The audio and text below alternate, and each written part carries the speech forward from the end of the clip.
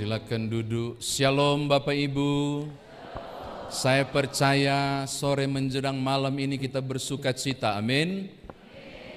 Kalau saudara bersuka cita, bolehkah dengan senyum memberi salam kanan kiri muka belakang, katakan damai sejahtera bagimu sekarang sambil goyang-goyang tangannya. Wow, luar biasa.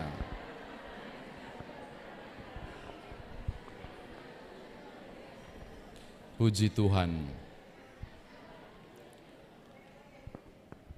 Di belakang kedengaran, wah mantap. Saya lupa tanya di konsistori berapa lama saya khotbah. Tak terbatas. Wow.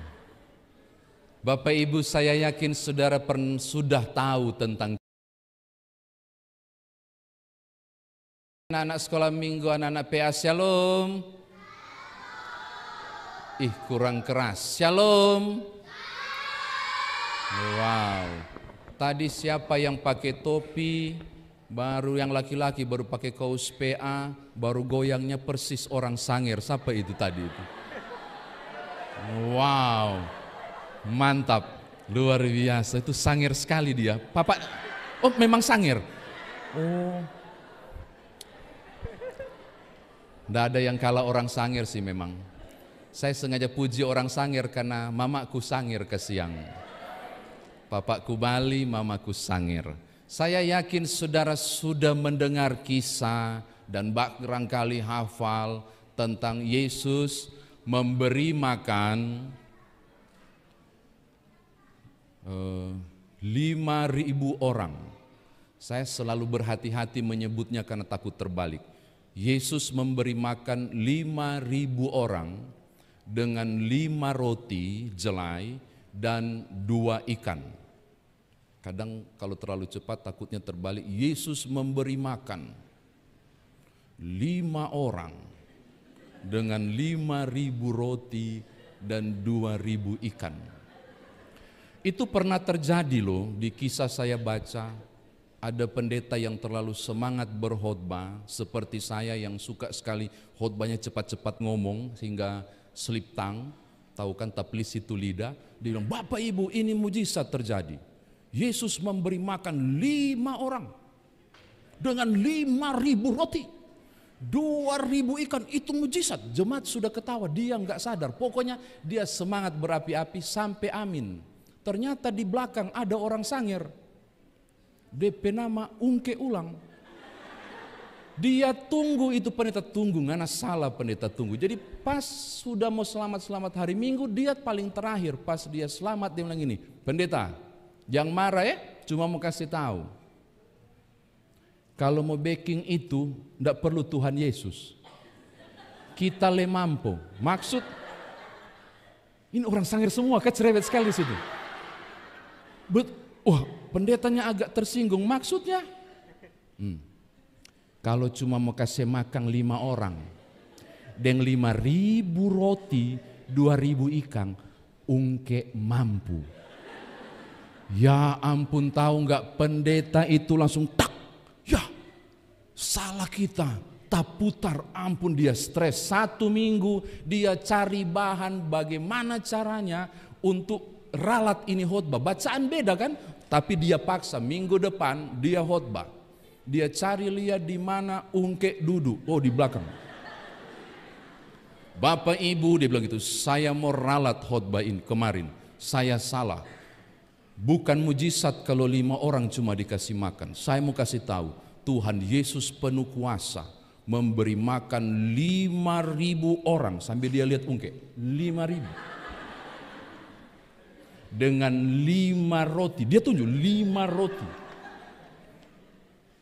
Kenapa itu Ungke di belakang sudah meruku begini? Dan 2 ikan, dia tunjuk dong, ngana mampu nyanda. Gitu. Bapak Ibu, Ungke cuma senyum, tenang dia. Pas pulang selamat hari Minggu, dia punggu paling terakhir. Pas dia salam, terbalik, pendeta yang senyum. Mujizat toh, Mujizat Pak Pendeta, betul mujizat. Kong bagaimana? Selamat hari Minggu Pak Pendeta. Dia bilang, tapi kalau cuma mau kasih makan 5.000 orang, ungkek masih mampu. Sombong sekali kau mau mengalahkan Tuhan Yesus. Hati-hati kau menghujat ya. Dari mana kau mampu kasih makan? Dari roti minggu lalu dan ikan minggu lalu kita mau. Oke, saya senang saudara sudah segar. Saya sudah selesai berarti, sudah mau pulang. Nah, kisah 5.000 orang diberi makan dengan 5 roti dan 2 ikan versi Yohanes menarik perhatian saya untuk menjawab tema, sudahkah memberi yang terbaik bagi Tuhan dalam rangka 50 tahun. Saya mau kasih tahu kepada saudara, menariknya adalah kisah ini terjadi justru mendekati hari raya. Betul toh? Dekat Pesak atau Paskah. Umumnya gereja juga mengalami kondisi begitu toh. Khawatir memberi makan 5.000 orang panitia Natal. Karena dekat hari raya, proposal jalan kemana-mana. Wow, luar biasa mengkhawatirkan. Lalu Tuhan Yesus menguji para muridnya. Di mana ya bisa memberi roti untuk memberi makan 5.000 orang ini. Saudara tahu, Filipus langsung masuk sesuatu sebelumnya. Tuhan Yesus menunjuk begini, bagaimanakah memberi makan 5.000 orang? Membeli roti dari mana? Saudara tahu itu proyek yang sengaja disampaikan oleh Tuhan Yesus yang sifatnya mustahil. Lalu Filipus bereaksi secara logika. Dengarkan saudara, ini penting.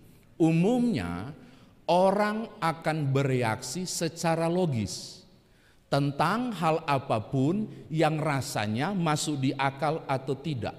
Bagaimana mungkin memberi makan 5.000 orang laki-laki? Dengarkan Bapak Ibu ya, yang datang itu bukan 5.000 orang. Tolong ingat baik-baik, 5.000 laki-laki. 5.000 orang bohong, yang benar 5.000 laki-laki. Tahukah saudara, sangat mungkin laki-laki itu membawa istrinya, anaknya. Maka dugaan saya kemungkinan besar 5.000 kali 3. Berapa itu? 15.000 yang datang waktu itu. Maka Filipus mengolah dengan logika. Ini adalah hal yang mustahil. Ini adalah hal yang tidak mungkin. Dengarkan, ini mustahil, ini tidak mungkin secara logika. Kenapa? Dia bilang begini, uang 200 dinar tidak mungkin kasih mampu membeli. Bahkan orang cuma dapat 1 biji pun tidak mampu. Bapak Ibu tahu berapa 200 dinar itu?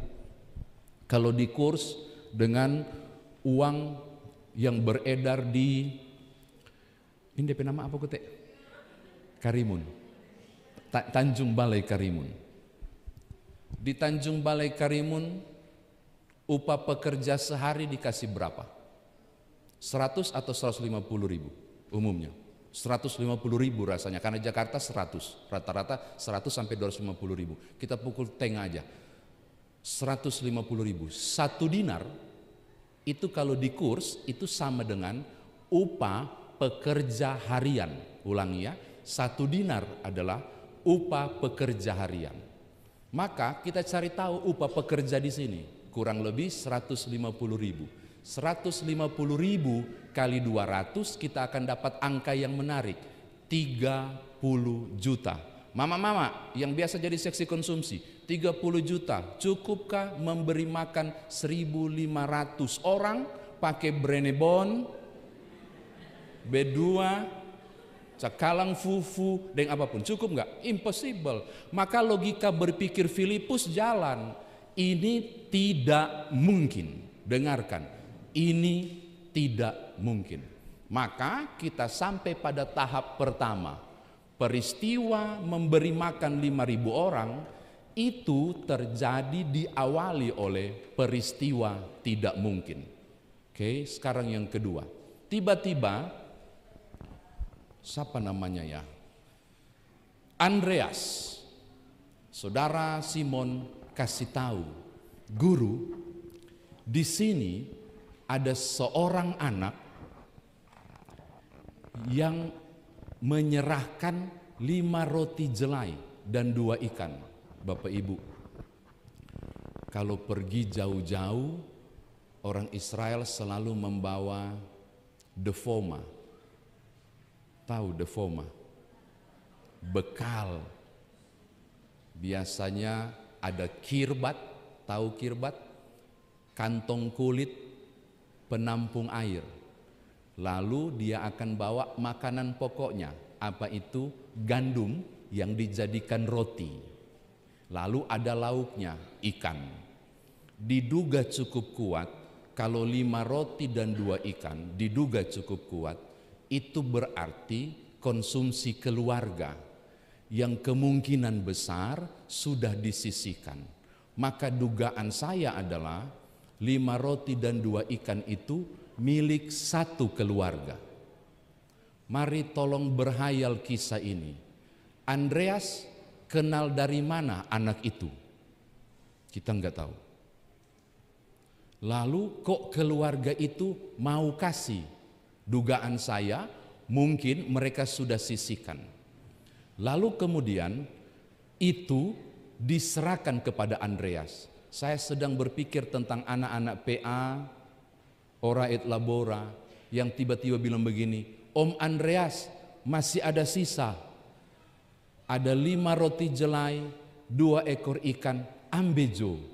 Ini siapa tahu boleh cukup. Dengarkan Bapak Ibu, saya menggunakan bahasa anak karena dia mungkin nguping ada orang yang butuh makan gak cukup.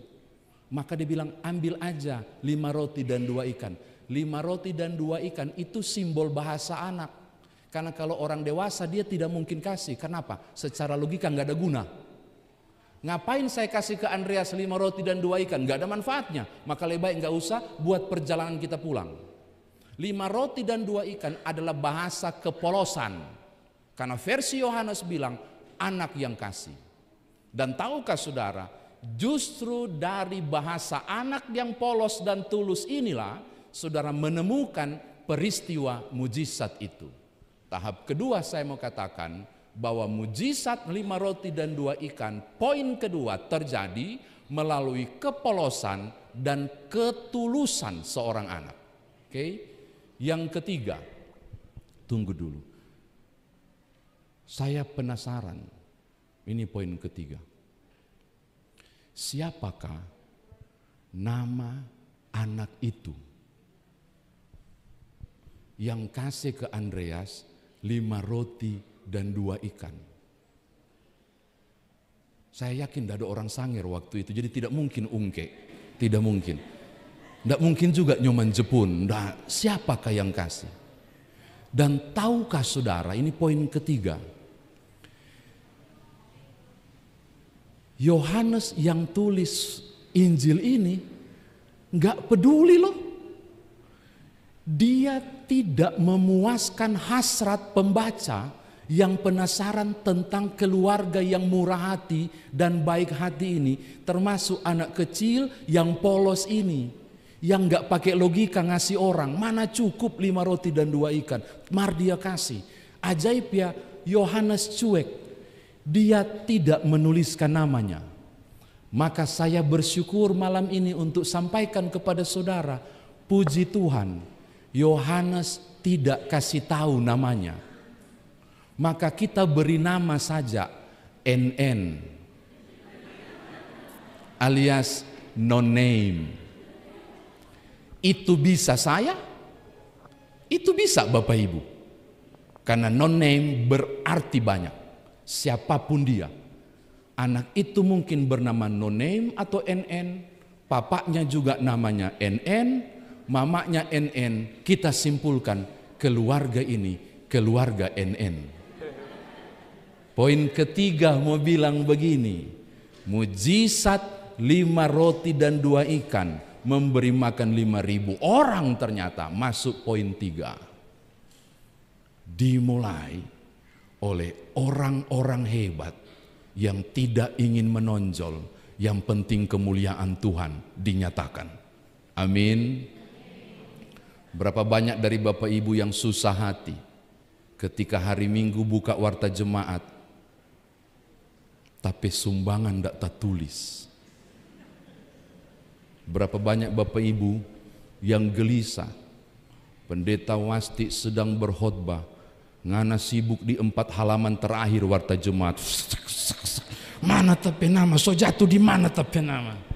Dengarkan, poin ketiga menarik loh, bahwa mujizat 5 roti dan 2 ikan ternyata di poin ketiga dari keluarga yang murah hati, yang tidak mau menonjol karena dia tahu yang ditonjolkan cuma satu, sang sumber segala berkat. Amin.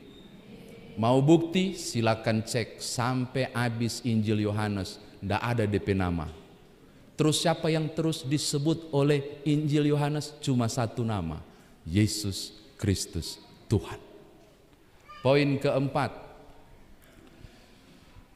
ya saya kalau orang batuk langsung mulai sensi, karena saya tahu batuk itu kadang kode khotbah segera berakhir.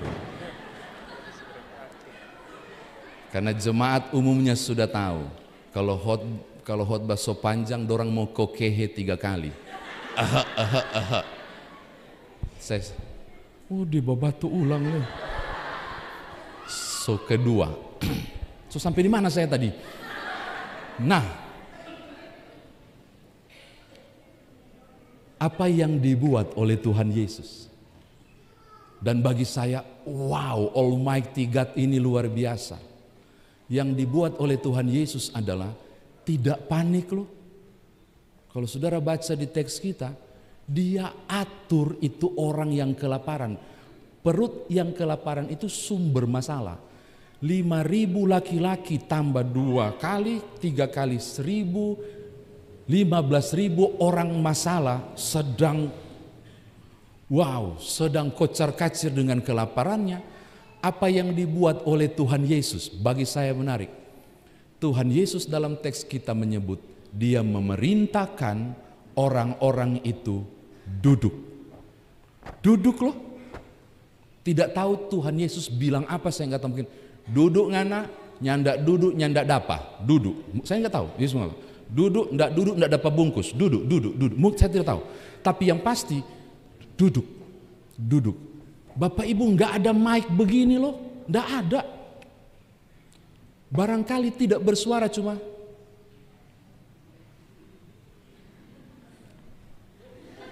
Mungkin begitu. Tapi karena wibawa ilahi, orang serentak duduk. Poin keempat aku mau bilang tentang 5.000 orang diberi makan dengan 5 roti dan 2 ikan adalah ketika hadapi proyek mustahil dan tidak masuk akal, kendalikan masalah, jangan masalah yang kendalikan kita. Amin. Berapa banyak persekutuan error dan rusak karena masalah. Dan masalah mengendalikan, bukan kita yang kendalikan masalah. Terakhir yang kelima, tidak boleh panjang ini semua jam, ini sudah mau jam 7 semua makan torang. Ada makanan. Ada. Lalu saya suka bagian ini. Yesus menengadah ke langit, mengangkat yang mustahil dari anak kecil kepolosan itu, 5 roti dan 2 ikan. Diserahkan ke Yesus. Yesus tengadah. Wow. Kalau saudara baca ini, engkau harus menjadi orang yang tanganga-nganga, malele gidi-gidimu. Engkau harus adore your God. Engkau harus memiliki sense of wonder, kekaguman menghayalkan tiba-tiba dari piring yang dia pegang itu berjatuhan bagaikan air semua roti dan ikan yang diperbanyak itu, dan ditangkap mereka para murid menggunakan keranjang. Kalau saya yang jadi salah satu laki-laki dari 5.000 orang itu, saya tidak akan makan. Ku ambil, bawa pulang, kasih di plastik, Gantung di muka rumah untuk pamer. Ini mujizat yang luar biasa. Kalau saudara membaca kisah 5.000 orang diberi makan dengan 5 roti dan 2 ikan. Dan cuma sambil lalu dengarkan, ubah mindset saudara. Peristiwa itu peristiwa yang sangat agung dimulai ketika Yesus angkat. Karena yang kurang itu telah diserahkan. Poin 5 mau bilang begini. Hidup berkelimpahan tidak akan pernah terjadi kalau engkau tidak mulai menyerahkan lebih dulu kepada alam. Amin. Tanpa menengadah dan mengucap syukur, kelimpahan itu selalu tidak cukup.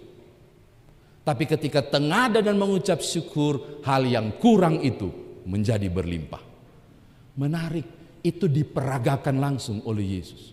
Padahal kalau saya jadi Tuhan Yesus, saya Almighty God, nggak perlu ku angkat dan bersyukur, langsung bilang 5 roti, 2 ikan dalam namaku banyak sekarang, banyak, langsung banyak, pasti bisa. Tapi tidak loh, dia menggunakan peragaan doa makan orang Yahudi. Bapa, aku bersyukur untuk gandum, itu ada liturgi doa makan mereka, dilakukan oleh Yesus. Apa yang bilang? Kekurangan itu jika disyukuri menjadi kelimpahan. Saya kira demikian firman Tuhan ditafsirkan bagi kita. Biasa ada air minum, ini tidak ada. Sekarang bagaimana kita bawa dalam kehidupan beriman kita? Yang pertama Bapak Ibu, 50 tahun GPIB Ora et Labora Tanjung Balai Karimun per tanggal 15 Desember 2024. Sayang sekali nih, nanti di ulang tahun ke-51 Baking nih baru undang kita. Nggak kasih muncul slide gambar waktu ini gereja belum seperti ini. Dikasih seng kasih muncul begitu. Dan saudara akan menghayalkan perjalanan 50 tahun saudara. Saya percaya ada beberapa titik persoalan yang tidak masuk di akal, seperti memberi makan 5.000 orang dengan 5 roti dan 2 ikan. Ku yakin ada beberapa, ini ada Pak polisi foto saja, jadi saya harus diam dulu. Thank you Pak.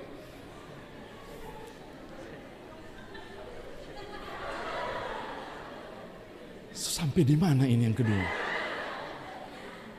Iya loh, tolong berefleksi dong, Bapak Ibu. Jangan cuma duduk di sini kong mamangingi, ngoni mesti mundur ke belakang. Ada pemeliharaan Tuhan loh. Diproses tidak masuk di akal peristiwa 5 roti dan 2 ikan pada perjalanan 50 tahun saudara. Saya tidak tahu apa itu. Engkau yang paling tahu bersama keluargamu seisi jemaat ini. Mungkin tentang kesulitan untuk menyusun tiap batu menjadi fondasi waktu dulu. Mungkin tentang sulitnya merenda berbagai hal menjadi bangunan indah ini. Lalu ada beberapa orang yang sangat yakin walaupun tidak masuk di akal, tiap hari Minggu bajual di depan gereja.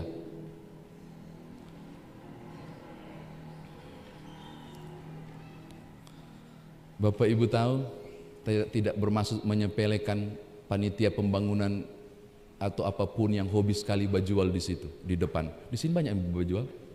Tahukah Bapak Ibu, bangun gereja jual cookies. Berapa cookies 1 biji? 3.000. Masuk di akal nggak mau kasih berdiri gereja? Enggak. Tahu nggak? Berdiri. Terbangun. Proyek mustahil itu kalau engkau libatkan Tuhan, mujizat bisa terjadi. 50 tahun ini saudara dan saya menikmati proses ini, proses mustahil. Dan saya ingin mengatakan kepada Bapak Ibu, hari ini semua karena Tuhan. 5 roti dan 2 ikan, tokoh utamanya adalah Tuhan. Maka semua hanya bagi hormat dan kemuliaan nama Tuhan. Amin. berikut. Yang kedua, tolong bayangkan, andai kata anak itu tidak repot-repot, Om Andreas, ada 5 roti jelai, ada 2 ekor ikan, ambejo dalam kepolosannya. Om Andreas, siapa tahu bisa bantu kasih makan dorang. Andai kata anak itu tidak serahkan 5 roti dan 2 ikan, Injil Yohanes akan berubah kisahnya. Kisahnya jadi lain. Apakah Tuhan Yesus gagal memberi makan? Enggak lah, Almighty God pasti bisa dengan cara yang lain. Tapi yang menarik perhatian saya adalah anak itu melakukannya. Dan menurut saya dia melakukannya dengan ketulusan. Maka dalam poin ini, sudahkah engkau memberi yang terbaik? Saya mau kasih tahu begini, memang namanya tidak disebut, tapi anak itu mestinya kasihan dia tahu bahwa ternyata ending akhir perbuatannya yang biasa menjadi luar biasa bagi banyak orang. Bahkan lebih dari 2000 tahun kisah ini diceritakan, termasuk hari ini di Ora et Labora. Anak itu mungkin tidak tahu, tapi justru dia tidak tahu, kita menjadi takjub. Perbuatan sepele dia menjadi sesuatu yang besar untuk kemuliaan Tuhan. Maka poin kedua, aku mau bilang begini kepada Bapak Ibu. Tolong lihat diri masing-masing. Dengarkan, tiap orang punya potensi loh. Tiap orang punya 5 roti dan 2 ikan. Saya tidak bicara soal finansial. Rupiah saudara, enggak. Apapun yang jadi potensi yang engkau bisa serahkan kepada Yesus Kristus Tuhan, dan kemuliaan itu bisa terjadi, engkau sedang menjadi alat untuk kemuliaan Tuhan dinyatakan. Saya yakin kok waktu pembangunan ini sulit gak sih bangun? Atau langsung jadi kayak berubah langsung jadi? Prosesnya pasti panjang, beberapa orang terlibat, barangkali pulang kantor langsung aduk semen di situ zaman dulu, saya nggak tahu. Tapi barangkali ada yang sudah lansia kasihan, tidak bisa berpartisipasi. Tapi apa yang dia bikin? Masuk kamar, bikin apa? Tikang lutut dan sembayang. Itu potensi yang bisa dipakai. Maka hari ini saya mau katakan begini, sudahkah yang terbaik engkau berikan? Ternyata bukan soal berapa banyak. Karena kalau berapa banyak pemberian anak itu tidak berarti. Ternyata modalnya adalah bukan dari kantong baju, tetapi modalnya adalah dari kantong hati. Apa itu? Ketulusan saudara, seperti anak kecil itu. Jadi Bapak Ibu, menurut saya poin kedua ini dengarkan.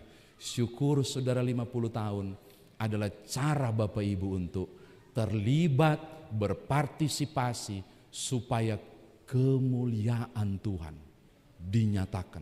Ini di muka jalan besar loh.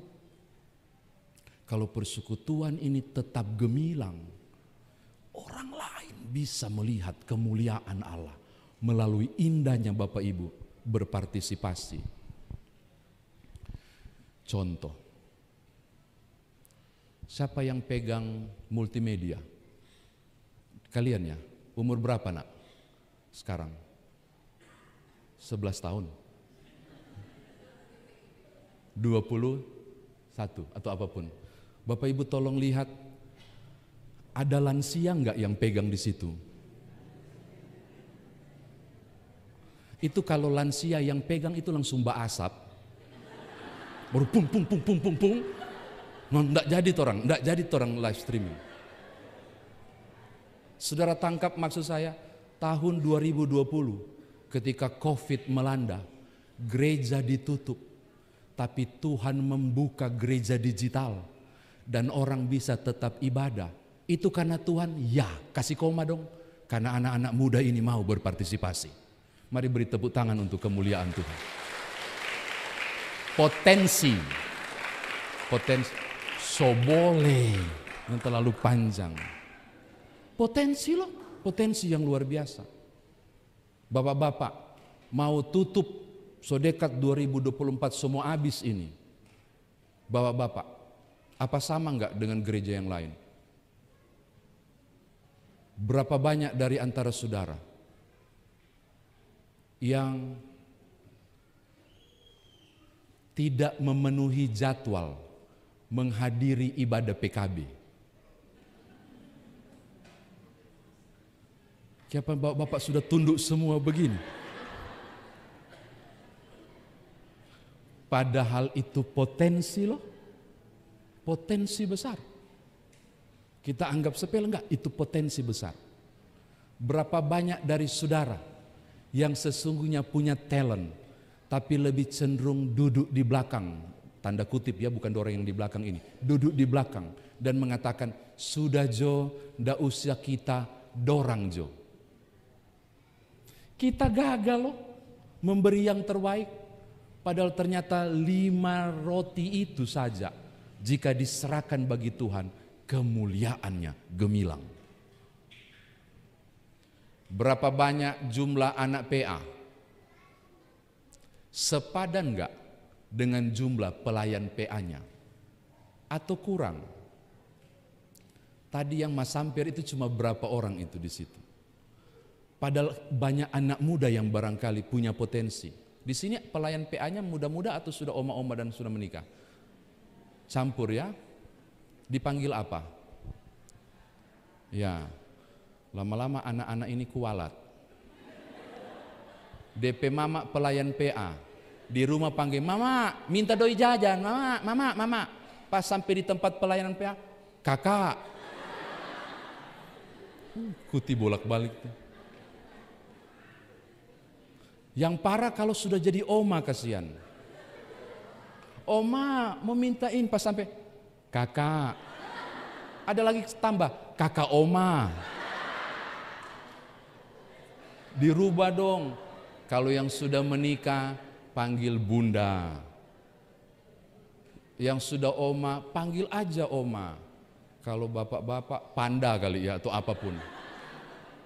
Sayang loh, bukan menolak yang rambut putih melayani, bukan. Nggak ada anak muda kah?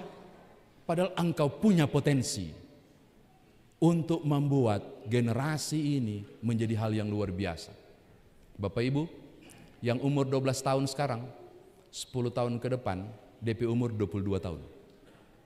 Yang umur 15 tahun, atau yang 9 tahun tadi, umur berapa tuh yang goyang-goyang luar biasa? 9 tahun, 10 tahun ke depan, 19 tahun. Kalau kita tidak merawat potensi 5 roti dan 2 ikan anak-anak ini, sorry to say, kiranya tidak dalam nama Tuhan Yesus, tapi mungkin terjadi, gereja ini akan kosong 15 sampai 20 tahun ke depan. Makanya ketua 4, ada ketua 4 enggak sini? Bendahara yang potong-potong dorang program kalau tentang PA dan PT untuk kemuliaan Tuhan. Lalu ada yang mulai ngeles begini, sudah ndak ada orang punya kas jemaat. Jangan ngomong begitu. Gereja ini Tuhan punya. Betul. Merinding saya ngomong. Kalau kurang, Tuhan akan tambahkan. Karena yang punya pelayanan ini, Juru Selamat, Almighty God. 5.000 orang dikasih makan cuma dengan 5 roti dan 2 ikan. Orang elabora Tuhan gak cukupkan. Belajar percaya. Oke? Tapi ada komanya. Tuhan memakai saudara untuk mencukupkan kebutuhan ini. Maka tolonglah, mana ini kotak persembahan? Isi akang itu untuk Tuhan dan kemuliaan. Bapak Ibu, yang membuat saya susah hati kalau di konsistori hitung persembahan, bukan soal nilainya ya, maaf ya, saya harus ajarkan kepada Bapak Ibu. Tuhan tidak pernah mencatat nilai. Yang catat nilai itu bendahara. Berapapun akan dicatat. Yang Tuhan catat ketulusan. Dan menurut saya ukuran ketulusan memberi untuk jadi kemuliaan Tuhan seperti 5 roti itu adalah cara memberinya. Di konsistori kasihan. Presbiter kalau hitung persembahan Oh beta bobo pasar, sisa doi belanja, Purici minta tahu Purici ramas begini, baru kasih, baru dorong. Beberapa akhirnya robek di pelintir waktu mau itu. Kenapa Bapak Ibu tidak belajar untuk yang pertama? Sebelum engkau serahkan persembahan, glory dulu bagi Tuhan. Apa maksud saya? Sisihkan, jangan sisahkan. Berapa banyak mentalitas orang mau memberi yang tidak mungkin itu dari sisa, bukan sisih. Tahu maksud saya? Sisa belanja.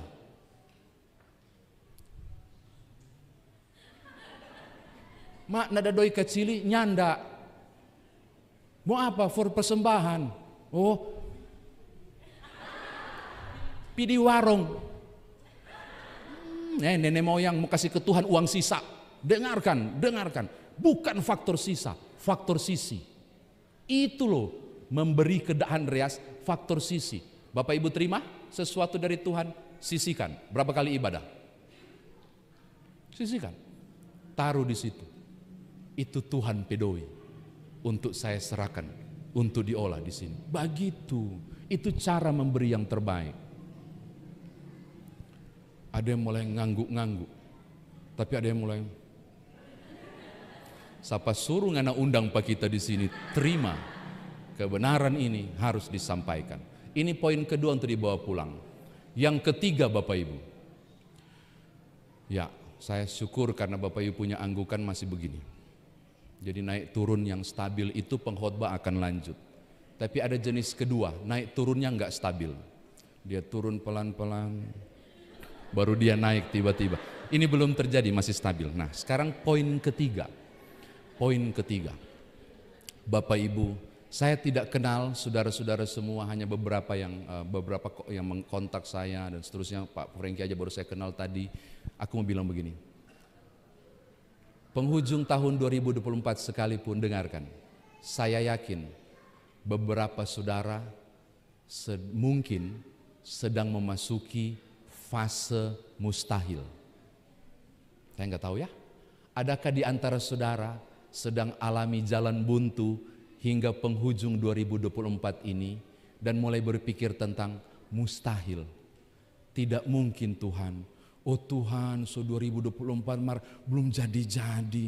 Di mana engkau? Mustahil, kita pikir, tidak mungkin, mustahil. Dengarkan ini penting. Tahukah Bapak Ibu bahwa 5.000 orang diberi makan dengan 5 roti dan 2 ikan.